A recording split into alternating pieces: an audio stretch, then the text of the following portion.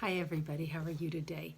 So, I want to share with you out of Romans 7, and it's really hard to not read the entire chapter because in this, he builds an argument and he's making a point, and one point rests on another point, and so on and so forth.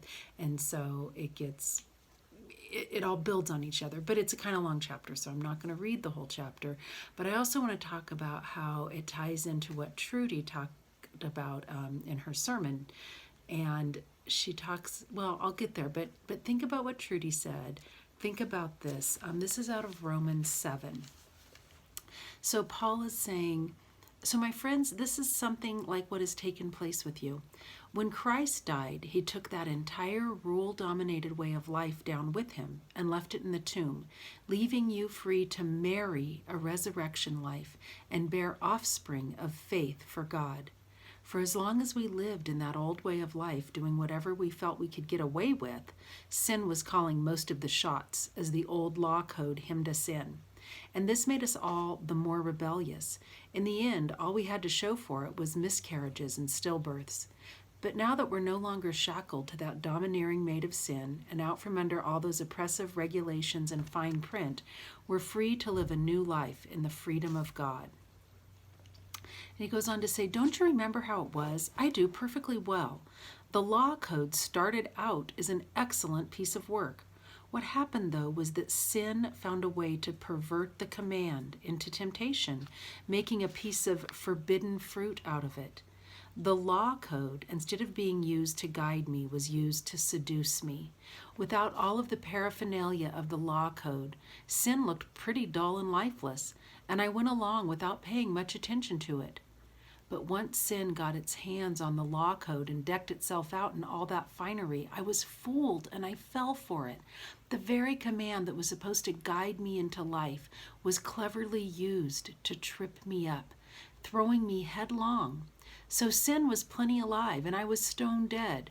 But the law code itself is God's good and common sense, each command sane and holy counsel.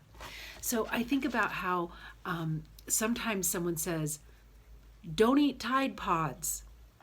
And all these kids start eating Tide Pods. Well, who even thought of eating Tide Pods in the first place? I mean, why did they have to tell us not to eat them? And as soon as they told us not to eat them, they became something enticing and people wanted to eat the Tide Pods. And that's what Paul is saying here.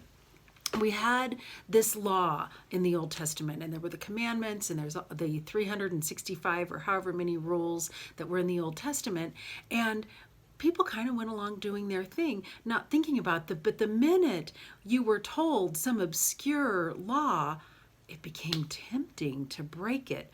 And it's interesting how rebellious we are and how we just want to break the rules all the time, and rules that aren't interesting to us, things we would never think about doing, as soon as we're told not to do them, man, we want to do them. So what do we do about this? Because it says here, it happens so regularly that it's predictable. The moment I decide to do good, sin is there to trip me up. I truly delight in God's commands, but it's pretty obvious that not all of me joins in that delight.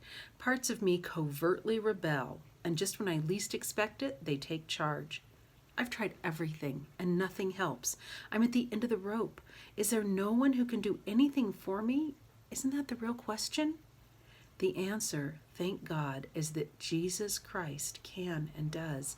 He acted to set things right in this life of contradictions where I want to serve God with all my heart and mind, but am pulled by the influence of sin to do something totally different.